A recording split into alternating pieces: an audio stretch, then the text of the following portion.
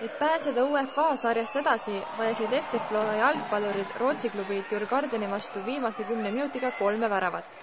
Võimatu missioon peaaegu õnnestus. 2-0 kaotusseisust tuli mängu Sander Post, kes suutis kohe 81. minutil palli rootslaste väravasse saata, kuid 1-2 ei pakkunud siiski veel rahuolu tunnet.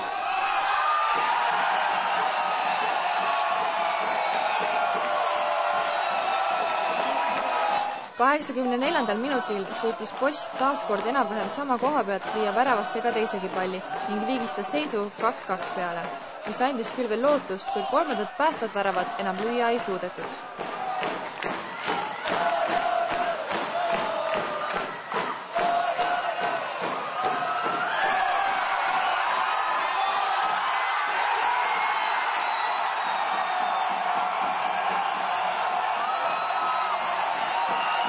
Polnud mõned võimalused eelmine, et oleks võinud ju 3-2 lüüa, aga ei õnnestunud ja oli hea mäng tegelikult. Ise ei löö, siis lüüakse sulle ja niimoodi täna läks, et esimese poole alguses meil supermomendid, ise ei löönud sisse.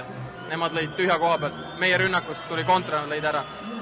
Teise poole algus samamoodi, et meil olid momendid, ei löönud ise sisse, nemad lõid 2-0, aga muidu mäng oli okei, teine poolek, ma ütleks, oli täitsa meie oma, et me lihtsalt ei pannud õigel ajal palli sisse, ärksime liiga hilja.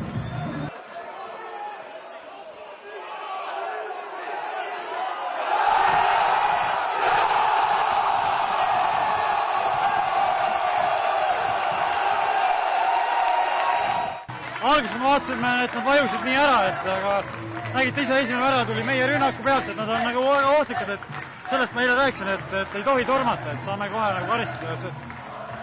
Tuli esimene poolegi nii ruttu see värav, ütleme, ja siis läks nagu raskeks juba, et 2-0 taha jäime siis juba tundus, et läheb ära, aga lõpp oli huvitav.